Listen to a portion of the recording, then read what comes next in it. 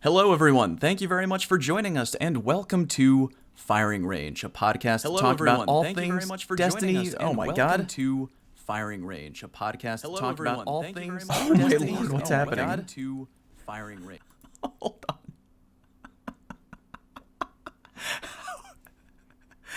No, I changed the stream key. Why is there an echo? Did anyone in the... Oh my gosh, this is live. I'm still hearing myself. I did? Oh, this is wild. I can still hear myself. I know why. You want to know why, guys? It's because I have the DCP Twitch panel open. Hey, it's April Fool's, so I feel like that was appropriate. You know what? Just call me Andy Kaufman, baby. Kaufman plays. That was planned. You can't prove it. It wasn't. You can't prove it. Hello, everyone. Thank you very much for joining us. And welcome to Firing Range, a podcast to talk about all things Destiny weapons, abilities, loadouts, and the sandbox at large. And Animal Crossing, right? Of course. Absolutely. Of course. We're going to talk competitive tonight. Animal Crossing. Right. Tonight we're going to talk about, the fishing meta, the top tier plays for that. Like, what are the best DIY recipes? Nah, maybe another time. I'm doing that because I'm getting a little stir crazy here. Staying indoors. You guys having a good week? You staying busy? Yeah, more or less. No Working complaints. from home is I'm not pretty good, dude. as luxurious as I thought it would be. It turns out I actually have to work. I thought I was just going to get to play Destiny all the time. But no, I have to answer emails and phone calls and have meetings. It's crazy. What is that? This is I had no supposed to idea. be America. And that question has been answered. So this meeting could have been done by email. Okay. Oh, that is very true. This podcast could have been an email. I feel like that belongs on a shirt. We should make that. Well, boys, really good to have you here. It's been 2 weeks, so we got a lot to talk about. Yeah. But I think we're just going to dive right in. We got 2 topics today, and the first one, main topic, that a lot of people have been asking us to cover, we're going to talk about sniper rifles. You asked, and we are delivering. So without any fluff, without any friller, is that a word? I'm sure it's a word. We're just going to dive in. What is the current state of snipers in Destiny right now? I'm sure we all have thoughts on that, but we're going to lead it off with Merc, because I know he's got stuff to say. Buddy, lay it on me. Yeah, man. Snipers are they're real popular right now. The 2 big ones, obviously, Revoker and Beloved. Revoker sitting up in the kinetic slot. It's getting almost 11% weapon usage. And all these stats, by the way, coming from Guardian.gg. I want to give a shout out to them. One of the most useful websites out there, along with Light.gg. And then Beloved in the energy slot is almost 9% usage, right? Which is crazy. It's insane. Widow's Court being the Trials map this week obviously helped push snipers even harder than they already had been, along with the fact that they pair extraordinarily well with the current strongest primaries, right?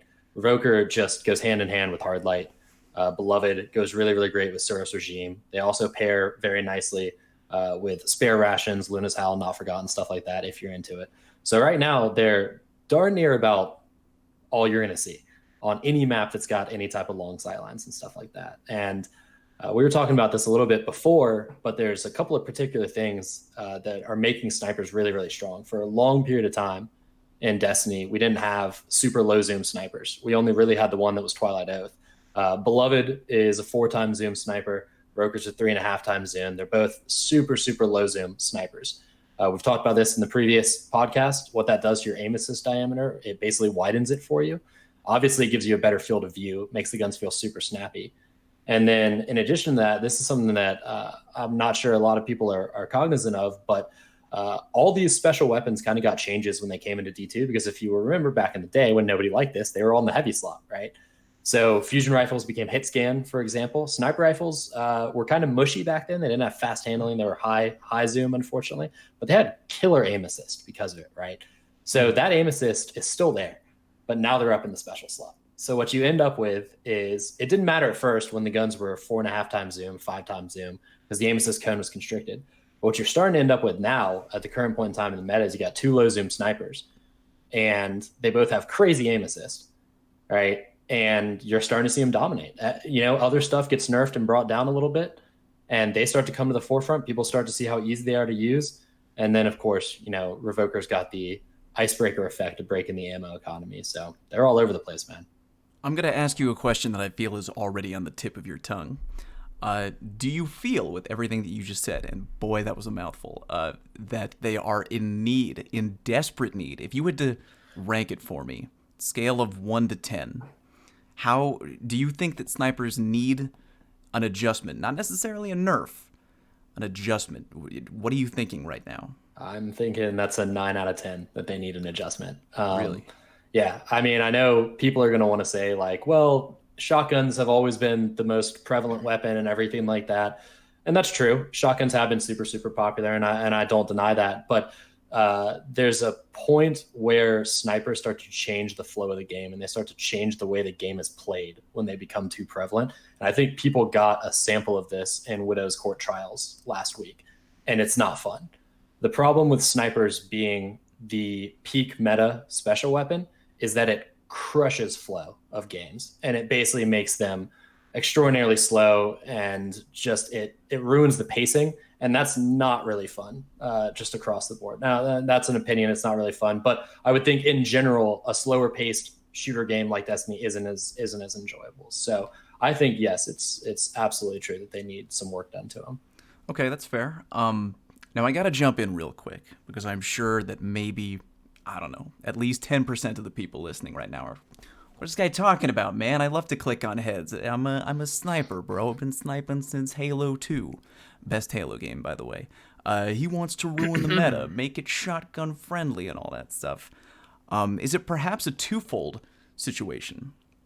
Because you mentioned that the flow of the game getting a little different. Now, that was probably, I'm not going to say it wasn't, snipers have nothing to do with that. That wouldn't be true. But is it mostly because of maybe the map? Because, as you just mentioned, we played Trials on Widow's Court, and I think that the pace of the game, going from Anomaly the week before into Widow's Court, there was a definite change. Is there any other factor that might be on the table that we should acknowledge that would also change the pace of the game, other than snipers being a very effective weapon in the meta? Does anyone want to jump in on that? I think, mean, of course, you it could say the depends on the third map. person peeking adds to sniping. Yeah. I mean, Anomaly proved that. I think the nature of Trials as a game mode, I think it depends on the map, and then of course third person peeking, like Cam said, because I think that obviously shotgunning was the popular option on Anomaly, but it was still possible to snipe effectively, and I want to say a lot of the time, again, we've seen 2 maps now, one more mid-range map, one pretty long-range map, and even on the mid-range map, which was Burning Shrine, snipers still dominated. So of course on those maps, snipers are going to be more prevalent. So the map definitely matters. And then third personing, when you have perfect information and you can kind of line up your shot almost before going for it, before revealing yourself, in third person, well, that's going to make snipers even more powerful. And then the nature of Trials, which is just, you get a pick, that one body being down gives you so much opportunity to win the round. It really comes down to that a lot of the time in Trials, where you get a pick and your team just plays super aggressively to cover that res. And the other team is usually at just a massive disadvantage because you're lacking one body.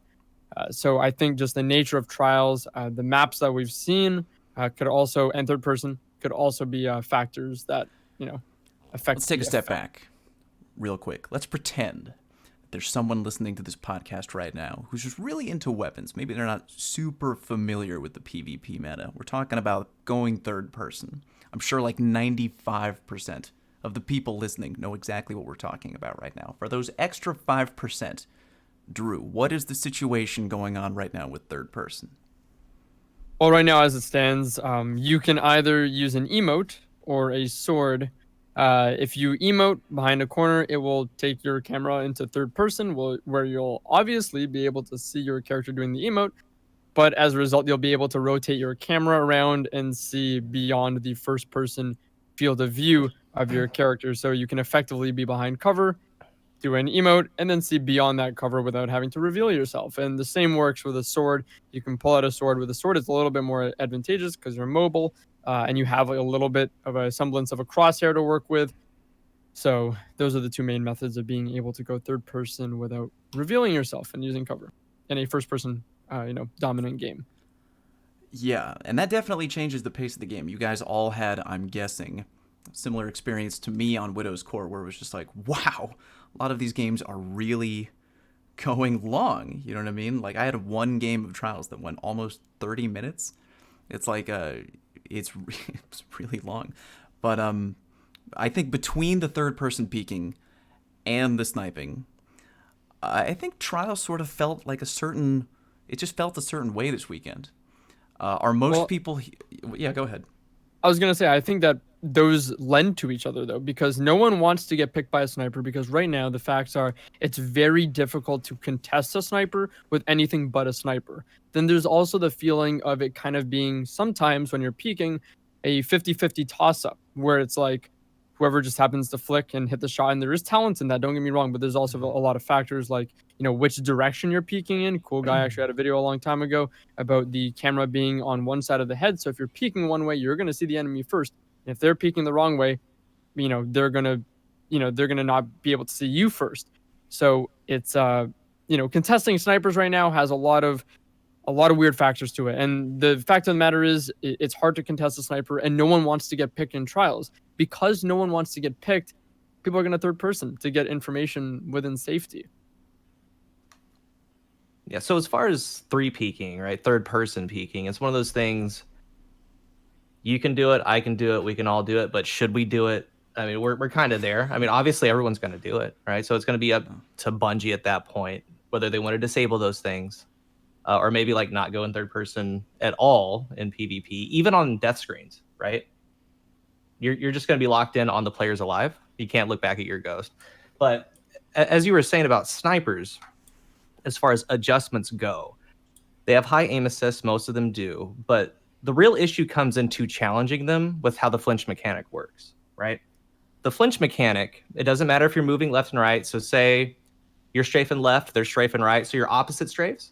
Mm-hmm. It doesn't really matter because how the flinch mechanic works, and I have a couple detailed videos, like I talked about like a year ago, like if your reticle is on their head, you get hit, flinch is going to knock you off, right? But anywhere around, if your reticle is around, say it's on their shoulder, say it's in their stomach, as soon as you get hit, it's going to pop to their head. So when you're challenging a sniper, what's happening is they get shot from their left side, they're sniping, it ends up flinching them, right? But as they're dragging to you, it's like as you're hitting them, it's literally helping them get towards the head faster and faster. So even if it's like right before, it's not a headshot, but once they flinch you, it will be a headshot at that point. So like they shoot through flinch very easily. So that's like literally the only, that's the first thing I would look at. Like changing that mechanic would change the game. But that's with every weapon. But snipers, you feel it the absolute worst. I feel like we could do an entire episode talking about flinch, but that's a really good point. That weren't you the one cool guy with the tweet? You were showing oh yeah, it was what, a sniper and an auto rifle. And yeah, I told someone that was helping me, just body shot me. He was literally aiming at my knees, and I was hitting him. So with the sniper, he had the revoker. He was aiming at my kneecap, and I said, "All right, when I say so, or once I start shooting you, just hit me in the body." He didn't move his crosshair, and literally the Suros walked him up to my head, and he pulled the trigger and he killed me. He didn't have to do anything. So you take into account these high aim assist stat, and even though it's as Merc was saying, the revoker has a low zoom scopes, like all of that, it just kind of what's what I'm looking for, like not magnified, but like it just feels better on the low zoom scopes. Sure. Right. Yeah. It's just all of it kind of intertwined together leads to what we're seeing. Like it's so hard to challenge a sniper in this game. I don't know what they could do. Back in Halo, they descoped. Like I don't think we're that far. I don't think we should do that. But back in Destiny 1, you could feel fairly confident in challenging snipers, I think. I would agree. I don't know. Yeah, I would agree. I don't know what happened in D2. Very tough.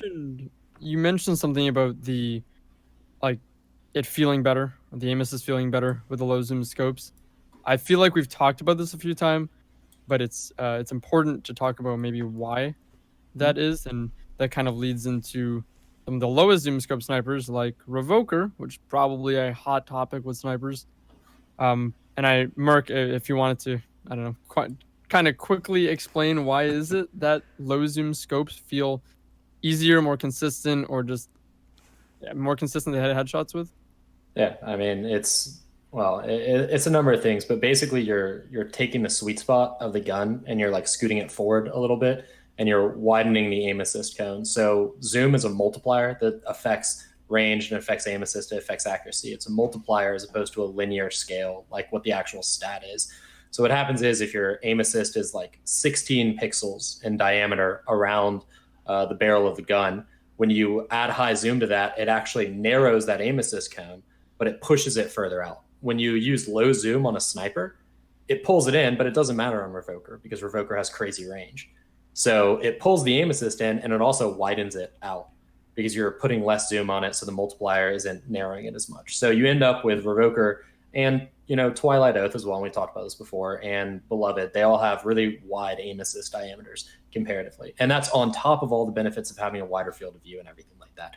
Zoom it's insane the effect that zoom has on snipers. Try using a sniper that has like a 9x zoom scope and see how well that works out for you. Yeah, or just I kind of like Tatara gaze, but think in your mind Revoker versus Tatara gaze on how different they feel.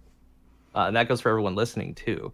But another thing is the mods that you can add that goes on your helmet and your chest and the gun itself, adding on to those things, the aim assist and all that. Yeah, Mark, I wanted to thank you for specifically going into the details of like pixels and actually giving like real examples of how it works and how it makes the gun a little better. What I didn't want this to sound like is just like 5 dudes like, oh, here we go. It's the streamer complainer hour. They're talking about it. You know what I mean? I'm not a streamer, so game. There's science behind it. I don't stream this game at all. Right. I only play it a lot. So, buddy boy, I got news for you. You're on camera right now. You're right. I'm a streamer. But I came from Reddit, right? So like I should be part of them. They should listen to me. Nah. You're the man right now, dude. They're gonna come for you. But there's more to just talking about strong weapons in the meta. Just like, oh, I don't like it, man. I don't like how so many people are using it. It feels cheap. There's numbers. There's reasoning that we can bring to the table. You know what I mean? That like we can mention, like these are facts. Like the way that zoom works, it's like a fact. You know what I mean? And if we just bring it up and talk about it that way, feel like it's more beneficial for everyone. And there's something else that the Revoker does. Again, for those of you listening, I promise we're not going to complain the whole time. But let's just talk a little bit more about the Revoker because it's front and center in the meta right now. It also defies the ammo economy. To a degree, right? It can regenerate bullets right in the mag. And I think that's just huge. We're not gonna, is anyone here gonna disagree with that? I mean, like, it's not gonna give you back ammo for free every time if you hit the body or something like that. I think I've also heard that there's a glitch that if you get a kill in hipfire, it's a rare. glitch. It happens. Oh my It's rare, though. heaven. It'll refund the bullet. Anyway. I think I saw a good tweet from Cammy this week who kind of soaked in a bunch of the Trials experience on Widows and then shared his thoughts specifically on the map and the Revoker. Did you recommend moving the Revoker around, Cammy? Refresh my memory here. Yeah, I've had so many different suggestions for Revoker over the last, whenever it came out, of course. The latest one is just move it to the power slot. I think it'd be cool because it would give you more loadout options. More loadout options in like what way? Just because right You now could have so many fighting people lion, are like, a shotgun, and a sniper. You can do sunshot, a shotgun, and a sniper. You could I use think that- Tommy's matchbook, a fusion rifle. Or no, Tommy's matchbook, a sniper, a shotgun. You could use the last word, a fusion rifle, and a sniper. Those are all good thoughts. And give it more aim assist if you're gonna put it in the heavy slot. Why not? I mean, you Windbreaker's could even mode think that 2.0. comparatively though, like realistically, it kind of does have kind of crazy levels of aim assist comparatively to other snipers. I mean, I guess Beloved would be there in a way too, but I don't know. I would say like maybe you don't even need that. I honestly think, and I don't know, this is how I think about Revoker. The quest itself leading up to Revoker is perfect to learn how to snipe. It's a well thought out quest. And then once you get Revoker, it's still good to learn with the snipe. I mean, if I could do something, it would just be disabling it for trials. Because for trials, this is what happens. You saw it in Widow's Court. You miss shots, people are playing peaks, right? They could make rounds a minute and a half or make them 2 minutes. But with Revoker, what's happening is you're prolonging the round because they don't have, quote, infinite ammo, but they could essentially. I mean, that's wait a couple seconds. But imagine if it didn't have reversal of fortune and everybody missed their 2 snipe shots. Well, we have to start pushing up with our primaries now.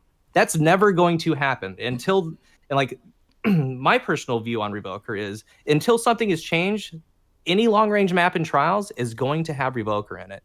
And like everyone listening, there's no reason really why you shouldn't use it. Sure, there's like the gentleman's game, I'm not using that, blah, blah, blah, but people are going to use it against you. So just be aware. I think if they disable it, that would be the best thing. Either that or just somehow change reversal of fortune.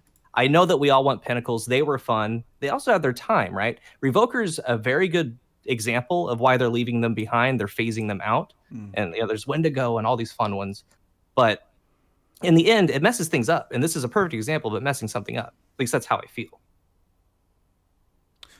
Well put, brother. Well, I agree that, like, I mean, you get a map like Widows, any map, big map, long lanes, you're going to get Revoker. The only people who I saw sniping who weren't using Revoker are the people who have God roll Beloveds, and they've been using them for so long that they just feel like it's an extension of their arm. You know how you put in so much time with a weapon, and you're just like, it just feels good to me. You know what I mean? You're used to it. Yep, you develop definitely. the muscle memory.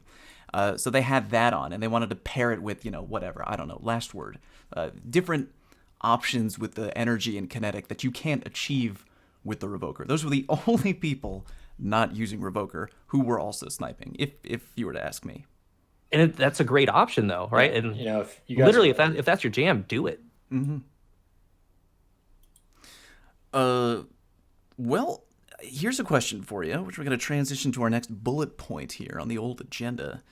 Revoker brings a lot of good things to the table. Would you call it a perfect sniper? I wanted to ask somebody here, anybody, if you were to Frankenstein a perfect sniper. You're a mad scientist, right? You got unlimited resources in your lab. Your goal is to create a perfect sniper, because let's say, hypothetically, one day down the line, Revoker either gets nerfed, taken off the table completely. Now people out there thinking, well, I like sniping. Revoker's not here anymore. What do I look for? You're opening up Dim on your computer right now, looking in the vault. What is the sniper that you go to next? If you had to pick everything perfect about a great sniper that you could bring into PvP, what would that look like? Curated Twilight Oath. No, I'm joking.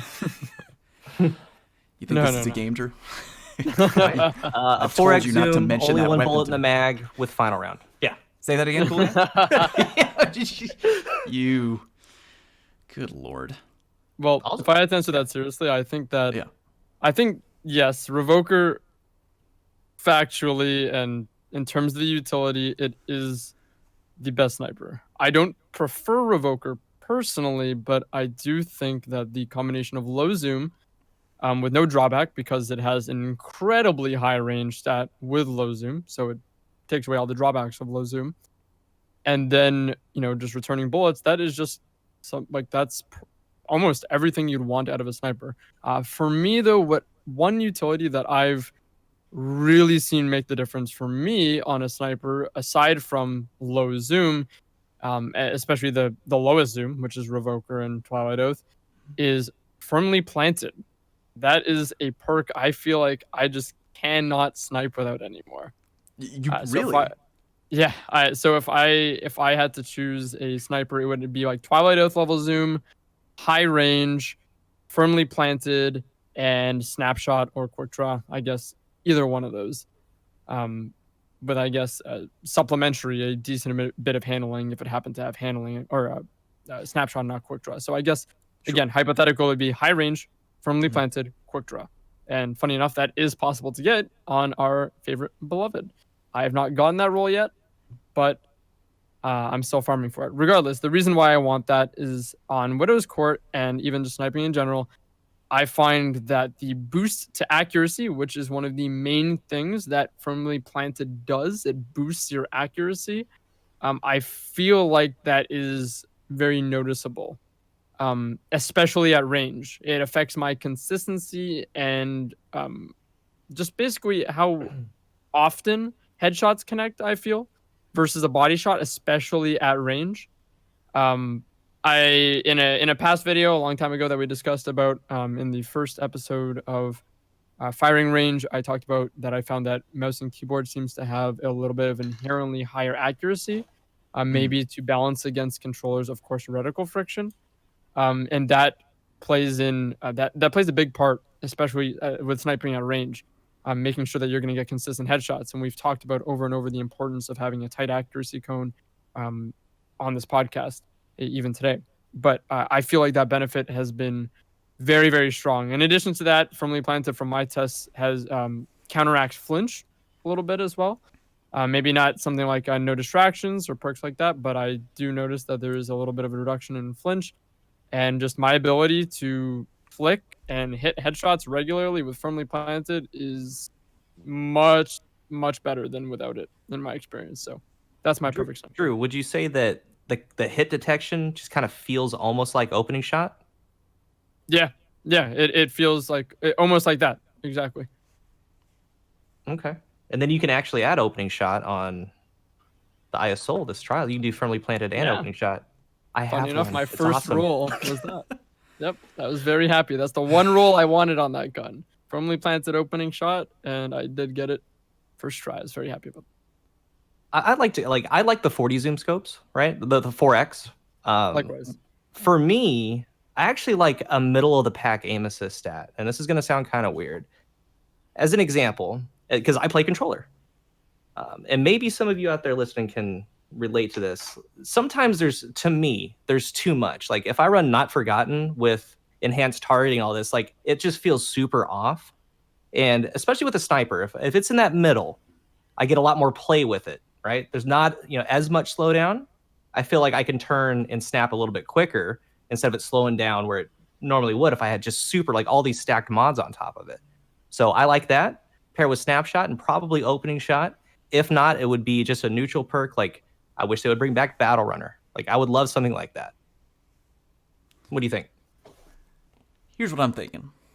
I'm thinking I want to hear from Cammy right now. So Uh-oh. all of us here, we Same. do a little dabbling back and forth. You know what I mean? Sometimes I Okay, do a so you little want to hear about flick. M&K. Sometimes I do a little stick. yeah. I want to hear from the M&K guy.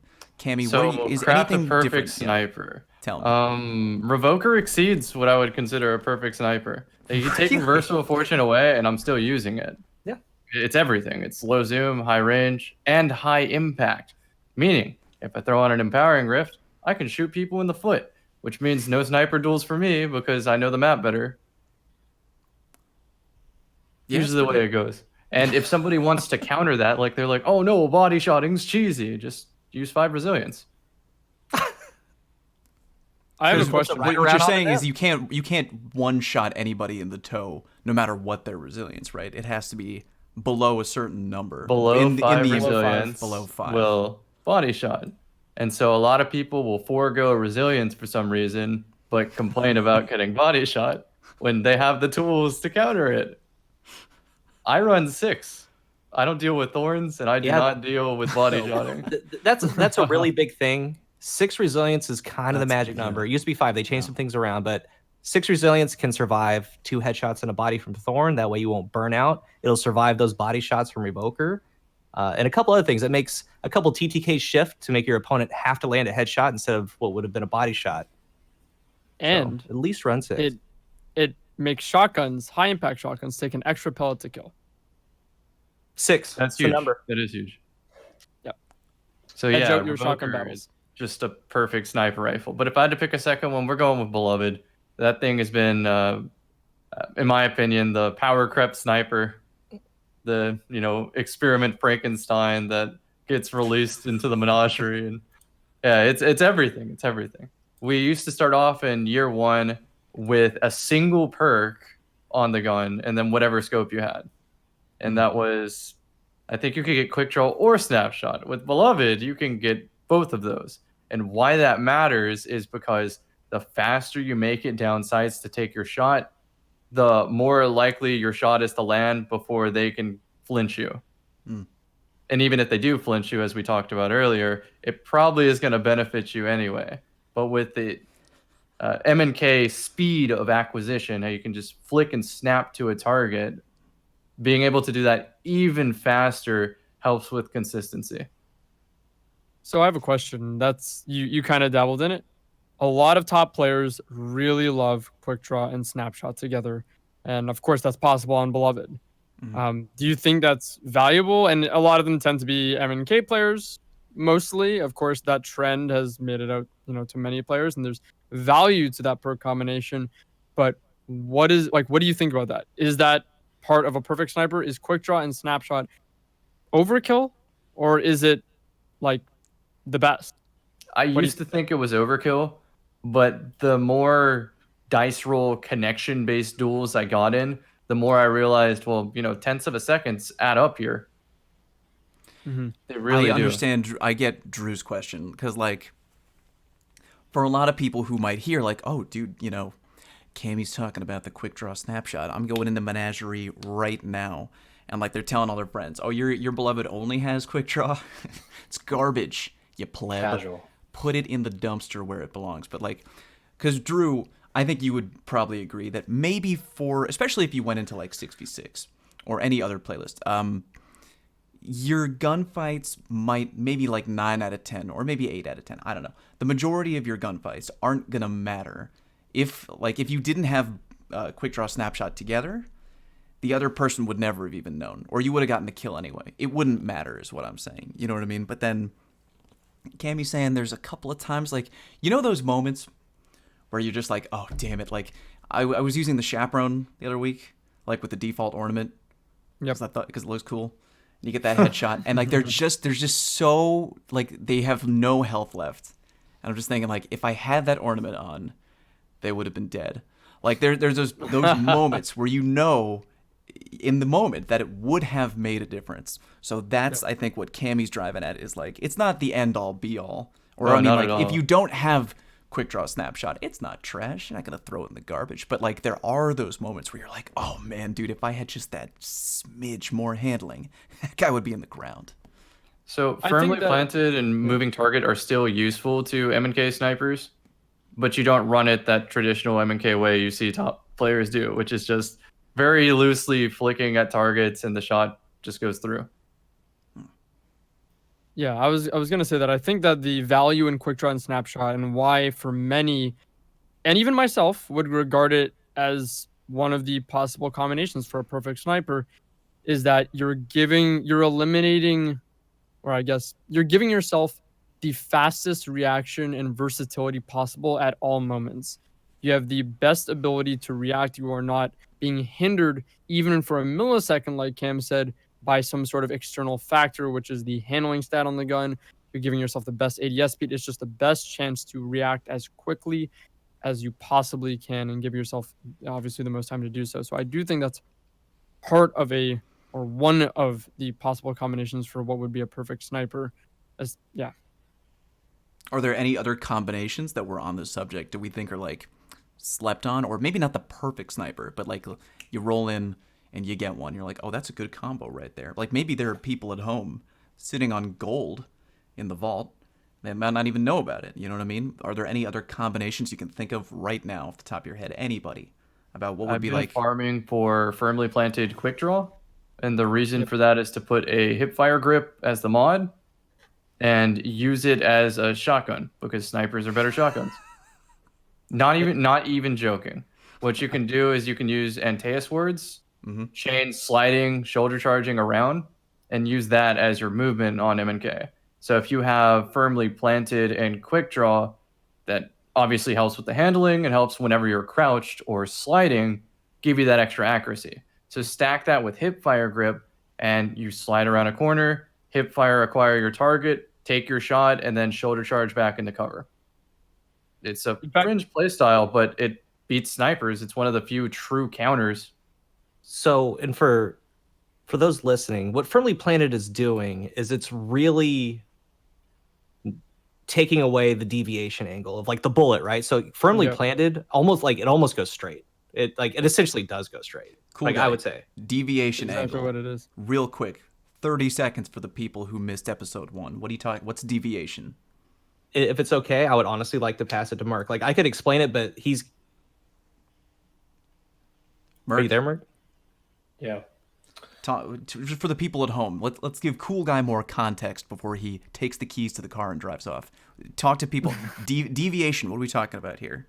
So every gun you would expect would shoot straight out the barrel of the gun or straight out the scope of the gun, wherever it is that the bullet's coming from, right? But there's something called error angle, deviation angle. This has actually been talked about by the Bungie devs before in one of their TWABs, and actually on Crucible Radio back in the day. But what error angle is it's how far the bullet is capable of deflecting on an inaccurate shot from the center of your accuracy count. So snipers, for the most part, have a very, very narrow error angle, which means even the most inaccurate sniper shot is still going to be relatively accurate. Scout rifles are very similar. Things like auto rifles, for example, have a high deviation angle, have a high error angle. What that means is the most inaccurate auto rifle shot could deflect quite far away from the center of the bullet, which is why the reticle is very, very big. It's very, very round, whereas the sniper's reticle is very, very small. And that's pretty much how you can see it. So in that case, when you crouch and Firmly Planted activates, everything kind of sucks in. It gets even tighter. And then he's putting a hip fire grip, so that's stacking on top of that. So your initial starting point is very, very small and on point. So where he's actually aiming when he's hip firing it is going where pretty much he wants it to go. Right. It's just one of those sniper rifles that helps me make my sniper duels more in my favor by countering their easy use, because Antaeus blocks the bullet and the hip fire grip gives me a very fast acquisition because you have a wider FOV. Obviously, zero zoom is better than low zoom. True. I'm glad that you brought up Antaeus. Those boots are, for those listening at home who might not be I was going to say something mean about Titans. I'll say it. For people at home who aren't eating crayons, the Antaeus wards, the exotic boots, you slide and you effectively have the ability to reflect damage back at your attacker. Now, before Season 10, they were pretty good. I thought they were fun. Sort of slept on a little bit. They got a big buff now, right? Like, they are very wildly effective. So kind of transitioning into what I wanted to talk about next is, with snipers being as strong as they are in the meta right now, what are you guys doing to counter them? For the people who want the advice. What if we get Widow's Court again? Oh, how man. are we countering these snipers? Oh, All right, let's say it's Midtown next week. I hit Okay. rock bottom this week. Let's say it's Midtown. Yeah, I'll start this one. In my opinion, I don't think there's a real counter to sniper because the easy use is just so easy that whatever skill-based matchmaking throws at me, I can almost guarantee that the person on the other side can use a sniper in a way that shuts down all counterplay. The exception is like those little fringe things like Antaeus words I was talking about. You just said something. I feel like there should be a buzzer going off, like phrase of the week or something. Ease of use. Now, you just said that the snipers are the level of ease of use is making them strong. So you think that snipers are, in comparison to other weapon types, easier to use than what they should be? Than what they should be for the power that they give. They Are you give speaking a for- one-shot kill ability at any distance, point blank, across the map, in the air with Icarus. Is this M&K experience, or are we talking across the board here? I can say for controller too. I agree with Kim. It's easier to use than ever, and it's almost like there's not the degree of precision required that you would expect to be necessary out of using a sniper. And I think this has been this way for a while. I think it's been like this since, I think Twilight Oath, the curated Twilight Oath really, and I was talking about this with Cam, and Cam, you can piggyback off of this, of course. a little while ago. And I think Twilight Oath was the absolute line, like the farthest you could push a sniper without it being like super oppressive. Because unlike Revoker, it had some sort of a drawback. Sure, it like had the low zoom and it had chunky aim assist stat and all the things that make it great, but it had the very low range stat that kept it in check most of the time. Now, I think that as of Beloved and Revoker and further past that, snipers have definitely gotten much easier to use. And I think the community is learning that. And they're learning that it's effective, so why wouldn't you use it? So That's a good point. That's what we say all the time is like if something is effective, you have to expect that people are going to bring it to the table. There's no, I mean, some people play, you know, gentleman games. Like there are people out there who's like, you know, this gun, I just don't agree with it and I'm never going to use it. That is such a rare exception in online gaming communities. You guys know what I'm talking about? Like people are going to use what works. There's no like underground like truth. Like No. it's going to be used. It's very rare. But I'm glad that we're this is interesting that we're getting into this discussion of ease of use, because if all 5 of us were to get around a table and be like, hey, let's make a video game. Now let's talk about each category of weapon and how easy or hard they would have to be to use for the average player, right? Now, in theory, wouldn't sniper rifles be on paper? They should be among the most hard weapons to use, right? You would think so. yeah. Yeah, would you think would so. think so. Yep. For It's a the reward that risk-reward. they give. Right. It's a very risk, high delicate reward. line because in D1, I don't know if you guys remember Sniper Flinch, it was impossible, right? So there's a point like where you're taking fire back in D1, you're done, right? Like it would literally kick to the sky. It would kick so hard, the barrel would come up and it would be in your scope and you can't see anything. Like I don't want to get to there, but I think it goes back to that flinch mechanic. And like going against them, they're so tough to challenge. Like you can knee slide around the corner, get some shots, and they'll shoot right through it. I mean, you still have to be skillful, right? They're still aiming towards your head in the general area, but they get you. The only couple weapons that I found that can do well against it is the Memento Mori Ace of Spades and the Might of Multi-Tool. Like as far as applying actually Really? like For the flinch. applying actual flinch. And Oh, I wow. tested it with Fallout the other day. He saw the Memento Yeah. Mori. It The did Memento kick me Mori pretty Ace. hard, yeah. Is like I'm curious about Mida, cool guy. That was No. successful for you? yes. Like Oh. later we'll get on. I'll show you. Like it will actually dip you like after each shot, like almost like D1. And there's a part of me that thinks that some things from D1, like when it came into D2, like it kept some traits. Like it's weird, you know. Or maybe you guys can get into a custom game with your friends and shoot Midas while looking through a sniper scope. Like it'll actually bounce and dip. Like it's similarly back in D1. But those are the only 2 that I found. Of course, like there's an LMG, but you're not gonna have a hammerhead all the time. It used to be RPM. Like remember Doctrine, Sure, yeah. right? It used to be you apply flinch really fast with a fast RPM, and that will just tear somebody up. Not necessarily in this game. I think high caliber rounds do help, but Memento Mori is like a form of a high cal, and Mida intrinsically has it. So That's true. Do you guys have any other weapons that you're finding performing better-ish against the sniper menace right now? Yeah, so I pretty much hit rock bottom in terms of my sanity this weekend. I think it's one of the worst weekends I've ever had on D2 in terms of my performance. Hey, time out real And- quick. I don't mean to interrupt you. Just really glad to hear you say that because I had Yeah, Friday, no worries. yeah, I'm like right there. Friday I and literally- Saturday, I had pretty good days. Monday was a pretty bad day. And So it's because I was at a loss. I didn't know how to contest snipers, man. It's like Mm-hmm. no matter who I faced, it's like I was facing the best sniper in the game, it felt like. It did not matter who I was facing. I'd put 2 shots in my Not Forgotten, boom, off with my head. Full So- damage shots, mind you, not just like full 30 damage shots, just like not tickling. Put on my high cal summoner, nope, boom, explosive ripped off my rounds, head. nothing. Yep. So, yeah. But when I started seeing success, I said, how do I contest snipers without letting them look at me? And I said Shinobu's Vow, 100 discipline, skips, ricochet rounds, and a demolitionist hand cannon. And I just whip skips, and I will not challenge unless I have them grenaded first.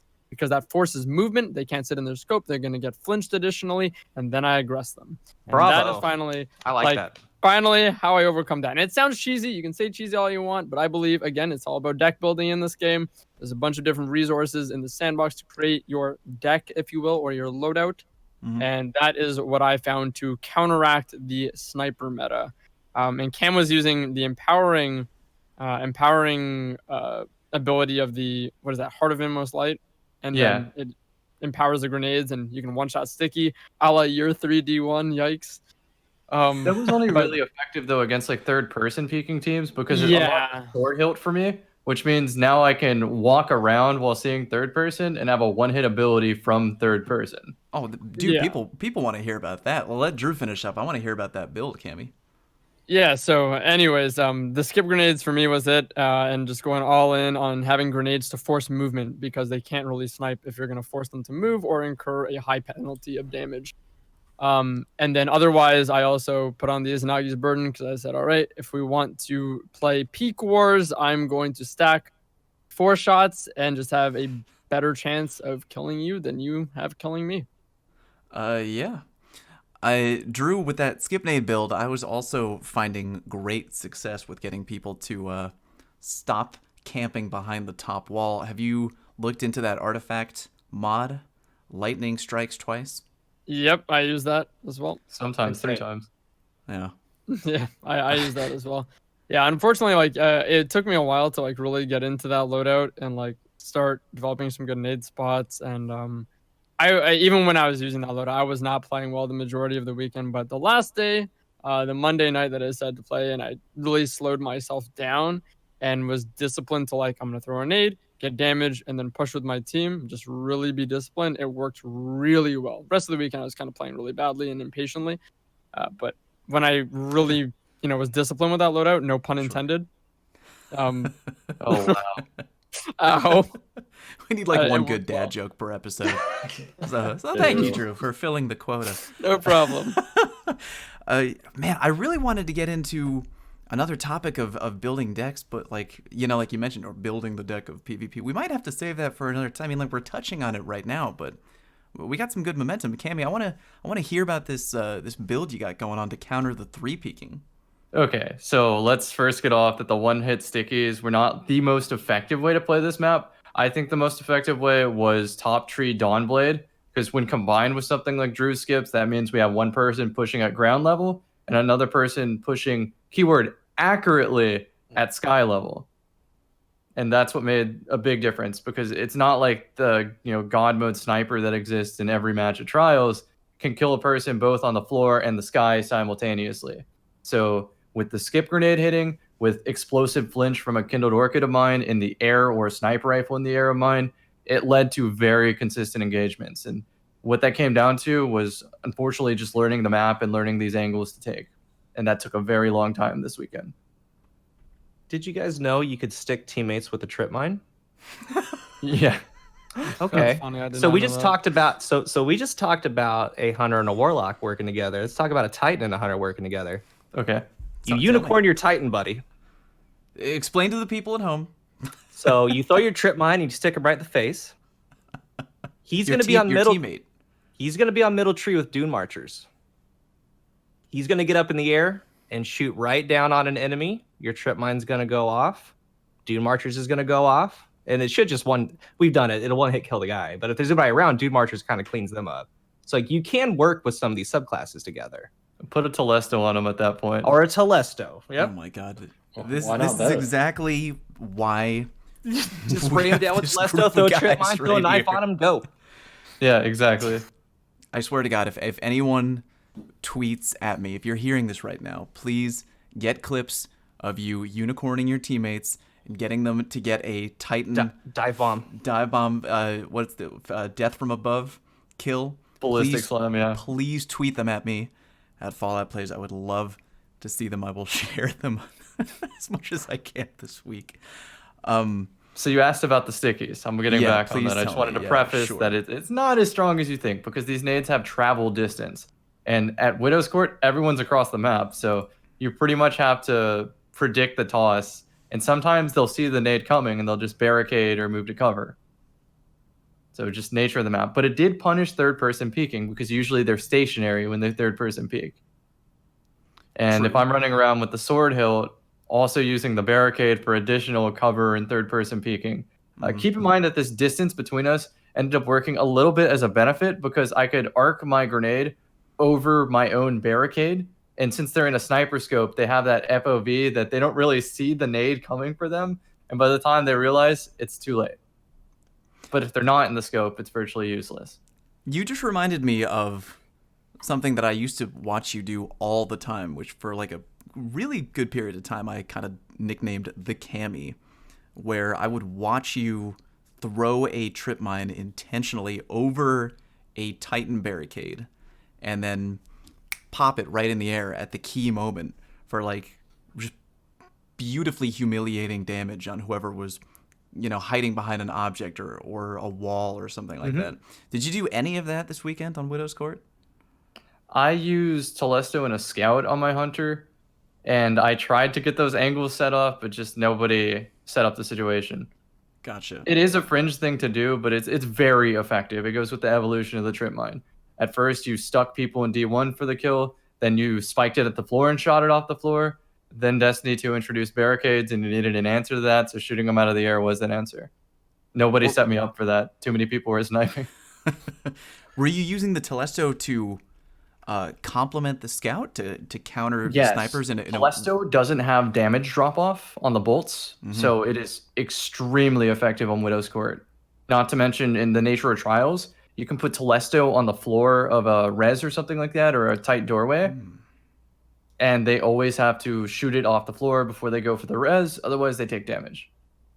Sometimes it'll down them. Yeah. Yeah, that's a good point. Some people forget out there that Telesto has no damage drop off, because we all know that like with regular fusion rifles, the further away you are from the person you are shooting, like most guns in the game, the damage is going to drop down off that cliff over time. But because Telesto functions differently, it has those barbs that stick to everything.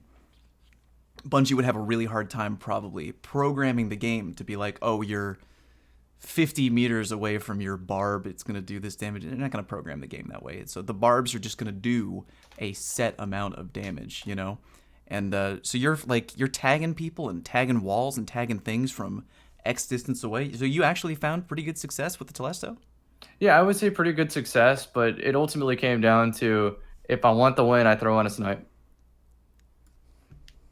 There's so many ways, like putting pressure on like snipers, just period, just pure team pressure. Like those wards, I saw a clip of it. Maybe you guys can confirm it, but like it's like you're immune on the other side too. Like people are knee sliding with Antaeus wards and literally shooting the shield with their mountaintop, not taking damage, but killing the people in front of them. I don't know if there's any truth to that, but like again, you could Telesto your Antaeus ward Titan buddy. And he can just go in. He can just go in. There's a lot of stuff you could do. I mean, it starts getting really interesting, but a lot of pressure works too. You can Antaeus ward slide through a barricade and not take any damage. They're very, very strong right now. I wanted to piggyback on the sticky nade talk with UCAM. I think that they're going to be a lot better on closer range maps. Absolutely.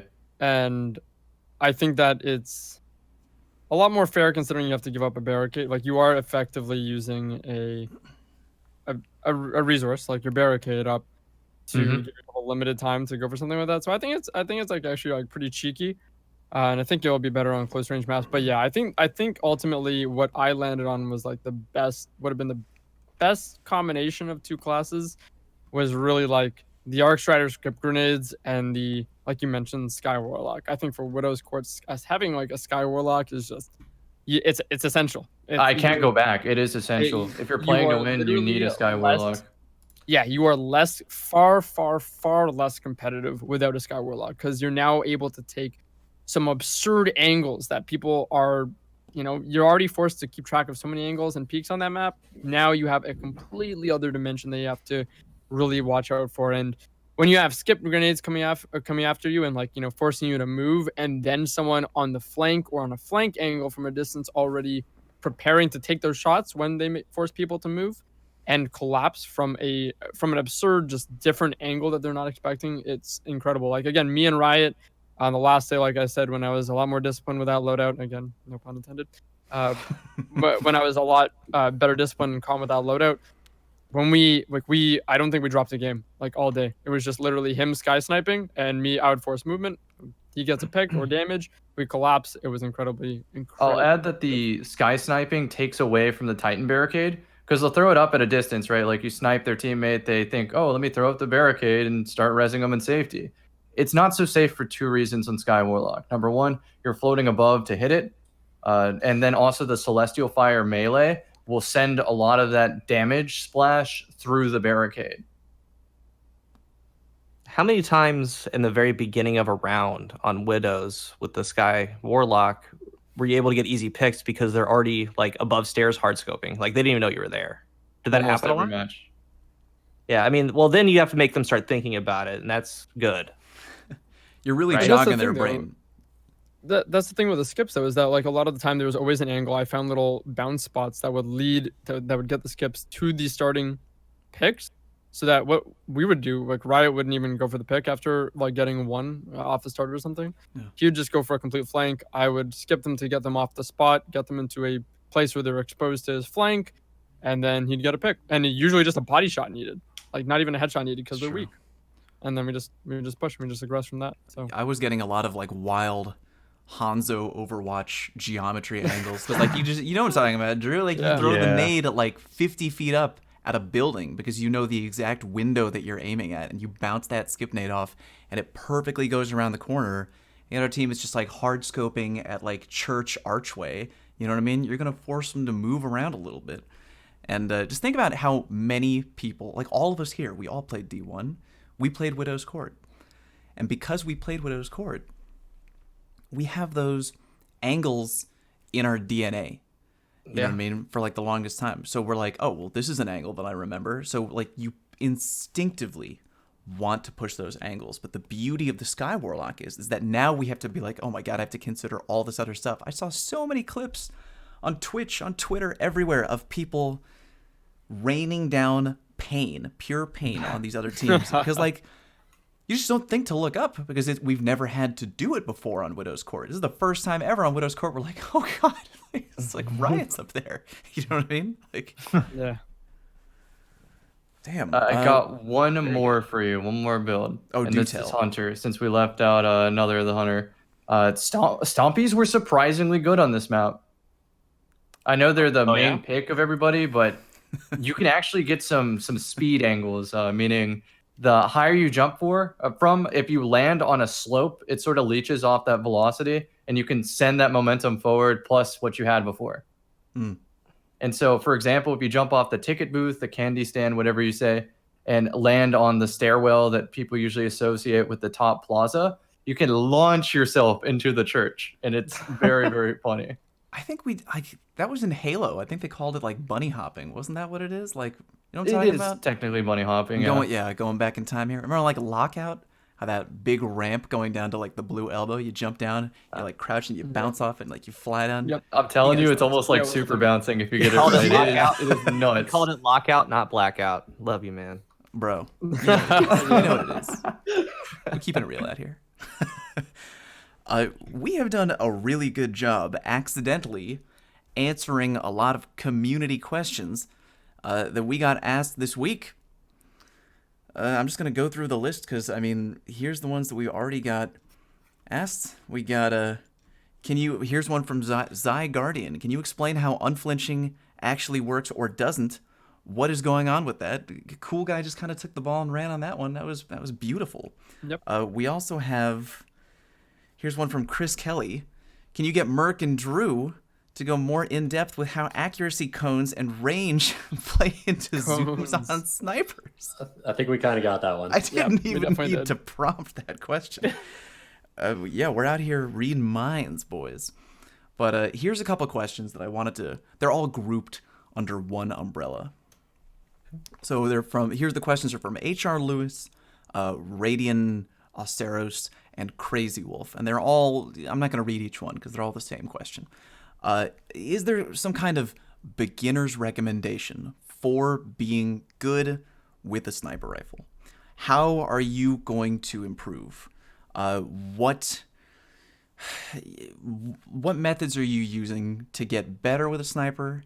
How are you staying consistent? How does the average Johnny Day job at home right now get better at clicking heads? Use Revoker is probably the first thing. I That- mean, Yeah, I mean, Yeah. It's not a joke, as a though. practice, That's as not like a a joke. yeah, the it's like Revoker quest. No. sure. yeah. Yeah. Yeah, I mean, Yeah. to get Revoker, you got to use snipers. I mean, use Revoker once you have it because it's by far the best and easiest to use sniper. So there's really no reason not to. One of the things that I find whenever I'm trying to warm up with sniping is look down lanes and think about where someone's head is going to be when they walk around a corner, right? You know, at a high level, you're not going to get off so easy. They're going to jump around a corner, slide around a corner, dodge around a corner, something like that. But, you know, in control or in classic mix, when you're looking down a sniper lane, don't just be, you know, putting your reticle somewhere. Put it with purpose, right? Stick it where someone's head would be when they walk around the corner.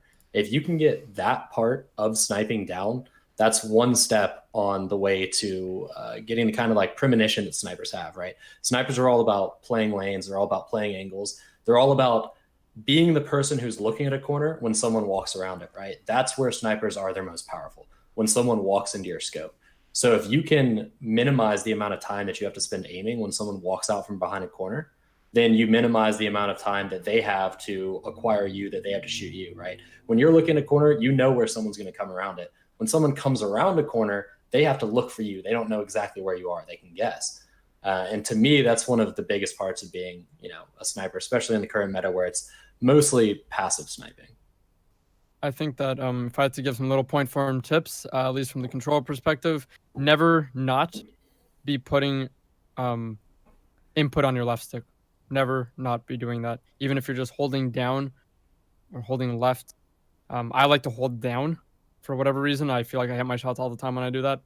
But You never mean, not like, be so you're putting input on the strafing left stick. back as you're aiming? Yes. Yeah. Put some tension on the Oh, stick to So move. Drew's doing Never a little not- moonwalk yeah. scope right now. Yeah, I for me, some people say they hold forward, or I don't know, but for me, I hold down. But just always be putting input there. Secondly, predict head level. Thirdly, just react. Don't overthink your shot. I find when I overthink my shots, I literally cannot hit.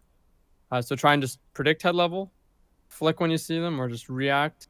And always be putting input on your left stick. Never not be doing that. The other thing is that a very controversial hot take, but I think a lot of the time, yeah, you know, the weapon in this game can make the player. Weapons are that good in this game. So yeah, use the best sniper, use Revoker, use Beloved, etc. Oh, Cammy? go on this one. The hit the hyperbolic time chamber. Go into Rumble and make sniper rifle your only answer to everything. That give you the most practice possible, and you'll quickly acquire the baseline necessary mechanics for sniping. And then after you feel that you've, you know, confidently used a sniper, then you start winning with the brain. You start looking for angles that people don't commonly use and start doing those things with the deck building we talked about. Start applying skips, Antaeus Wards, Sky Warlock, and give yourself that extra X factor over other snipers so you're not rolling the dice. Remember, snipers are instant kill, so anything you can do to buy yourself a couple extra milliseconds is worth it. So that's why I value the quick draw snapshot. And I just ultimately don't like the dice rolling. Both of us slide around the corner, both of us aim, and peer-to-peer matchmaking might decide who wins that fight. Cammy, I respect the suggestion for Rumble. I did that one time with in a different way, sort of the baptism by fire method of training. That's what it is. So like for a long time, back in the day in Halo, I played with cannot remember what the name of the joystick loadout was. If anyone can bring it back to me, I will love you forever. But it was essentially, so right now, Drew, you know, you get your sticks, right? So left stick is move forward, back, strafe left, right, and then right stick is move around. So the way I learned to play Halo, because I grew up on GoldenEye, for those of you old as dirt like me on the N64, so the left joystick was You got the honey 1.1 look left setting. and look right, but also move forward and move back. And then the right joystick was left called and Legacy, right was right? strafe, legacy. It's Thank called you. Legacy. I grew up on learning Legacy, and think- then eventually I figured out that like I was like, you know what? I felt like I hit a glass ceiling, and less games were offering the Legacy joystick playstyle. So I was like, I got to teach myself how to play default, like not Legacy. So I did what Cammy has instructed people to do. I was like, you know what? I'm putting it on, and I'm not taking it off until I've learned it. So I started off by just going around the map, just like I had to like relearn how to move. You know what I mean? And you're tempted to take it off. So it's like that recommendation you just had, like put on a sniper, go into Rumble. Just beat it into your brain, because once you learn, you're like, if you start picking up on things, you know what I mean? You're developing the muscle memory. It's that baptism by fire. Once it has to be your answer to everything, you make it your answer to everything. There you go. There you go. I love that answer. Any other tips for the people at home on how to improve at how to snipe? Peek to the left, not the right. Why? The camera in this game is placed at the left of the head. I believe this is correct. Hope I'm not mixing this up. I'm pretty sure. Camera in this game, where you see it, your first-person view is to the left of the head, rather than the right. So if you're peeking to the left, you're gonna see things first. Like, if they're peeking to the right, and you're peeking to the left, you're gonna see them first, and they're not gonna see you as soon. And Because they're also, still gonna look like they're in cover, but they're actually exposed. yeah, I call it the strong side of cover. It's called Peeker's Advantage. Essentially, like what's going to happen is you have your player model, and when that player does the input of aiming down sights, they will literally lean their head to the right, like they're looking through like the scope of a weapon. So when you come out of the left side of cover, what's happening is when you aim down sights, you're moving left, but your head's moving right. It actually can be hidden behind the cover. It can hide the hitbox if you like, but it's on a very sharp angle. But regardless, even if they can see you just a little bit, they'll be able to see your ear. You'll be able to see their entire head and like probably their whole body. So I agree with that. I covered that one time on like, because it ties into head glitching, right? Like there are certain angles that are like better for head glitching, which if you don't understand, it's like a term where you're trying to peek and get a really good angle at shooting other people from cover, and you're trying to show as little of your guardian's body as you can while still being able to land the shot on where your enemy is. So like there's If better given the angles. option, Yeah. come out left. I like it. And final thing for the snipers at home, build the deck, boys. Let's say you have armor right now. It's got unlimited, energy potential for whatever mods you want to slap on there. What are you putting on the armor? Build the deck for the sniper build right now. Man, precision targeting is obviously number one go-to. I like to use that because it's not just for snipers. Now, obviously, if you have like an enhanced sniper targeting, that'll work too. But I'll use precision because then I can run, a hand cannon as well and get the benefits, or a scout rifle as well, get the benefits. That's a big one for me. Rifle dexterity is a big one, and then special ammo scavenger, sniper ammo scavenger. Obviously, don't need as much if you have revoker, but it's always helpful to get 2 shots instead of 1, or if you want to double up, get 3 shots instead of 1. Never hurts to have more ammo, and never hurts to have more aim assist. Well, I shouldn't say that. In my mind, it doesn't hurt to have more aim assist. Sometimes it can hurt. I know some people don't like it, like Cool Guy said earlier. But dexterity, targeting, and ammo are the big 3 for me. For me, I like, and this is completely stat split permitting. So you have to make sure they prioritize your stat splits above all. If you have to use a stat mod to get to the level of recovery you want, sure.